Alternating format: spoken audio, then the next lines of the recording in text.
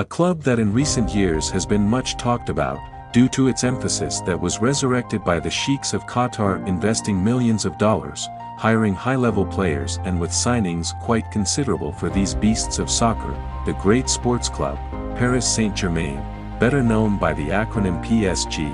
We will tell you how this club sunk in the rubble of the city of Paris has become one of the most important sports clubs. This is the story of Paris Saint Germain.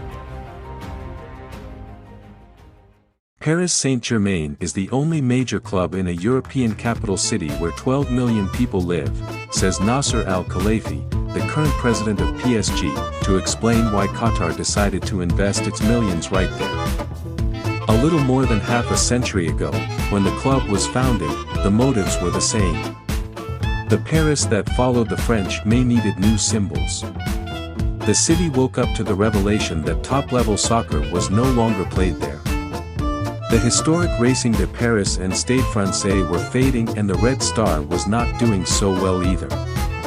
The French capital was a soccer anomaly in Europe. A city with light, but no soccer. In 1969, the French Federation decided to rectify the situation and commissioned Guy Crescent, Henri Petrel and Fernand Sostre to give Paris what it did not have, a major soccer club. The entrepreneurs, at the head of an investment group that did not want to invest its own money, ran into a problem that would become endemic to PSG, financial. The myth has it that the solution came from Santiago Bernabeu. The now legendary Real Madrid president met the beleaguered businessmen in Paris and recommended that they organize a collection among Parisians. With the help of the media, which replicated the slogan, "Do you want a big club in Paris?" Revolution and royalty, PSG is the result of the merger of two clubs, Paris Football Club and Stade Saint-Germainois. The union was sealed in its shield. After an unambitious first logo, a white boat inside a blue ball, in 1972, it was changed to the historical emblem with the Eiffel Tower, the global symbol of the city. At the foot of the red silhouette, the cradle of King Louis XIV, born in Saint-Germain, and the fleur-de-lis in white on a blue background. Under the Qatari mandate the cradle disappeared and the word Paris gained prominence, as a branding effect. The rest remains intact. The tower and the flower. The red and blue of Paris and the revolution, the white of royalty. The colors of France. The first idol of these colors was Jean Djorkaeff, the father of Yuri, world champion with France and player of the club in the 90s. In his first season, PSG was champion and promoted to the first division. But economic problems reappeared and differences over the management of finances fractured the original unit. Paris FC remained in the first division and PSG was relegated, administratively, to the third division. In 1973, their economic savior was renowned fashion designer Daniel Hector. Hector, mentioned as the creator of pret-a-porter clothing, designed the iconic blue jersey with the red stripe on the chest next to two white lines. With renewed financial backing, PSG returned to the professional ranks in 1974. At the head of this soccer project was the legendary Just Fontaine as coach. Hector's tenure ended abruptly and scandalously in 1978. The federation suspended him for life when it was found that the club oversold tickets to the Parc des Princes as a strategy to reduce an uncontrollable deficit. Francis Borrelli took over as president and during the 1980s was responsible for establishing PSG as the most important club in Paris. He did this primarily by winning titles. In 1982 and 83, with the French Cup double, and in 1986, with the Uruguayan Enzo Francis Colai in the team, with its first league.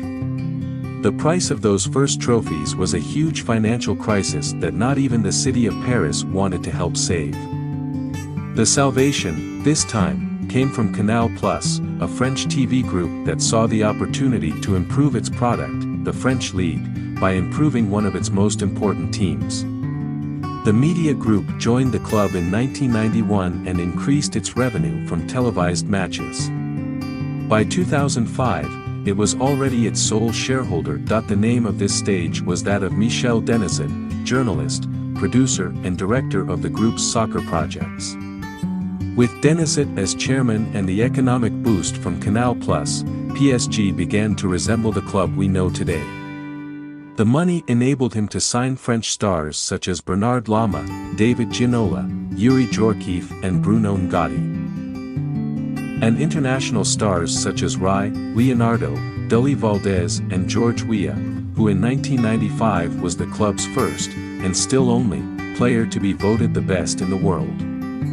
The stars on the pitch filled the shield with stars. In this successful 90s, PSG won its first international title, the Cup Winners' Cup in 1996. In the new century, without Denisot, PSG lost momentum and began to accumulate debts once again. The arrival of stars such as Ronaldinho and the 2001 Intertoto title were not enough to balance the increasingly reddening finances. These were years in which violence between fans and board teams had emptied the stands, showcases and coffers. In 2006, after a disastrous campaign, Canal+ abandoned ship and sold its shares to US Capital for €41 million. The 2007-2008 season, under new owners, was even worse. PSG escaped relegation on the last matchday thanks to a 2-1 win over Socox.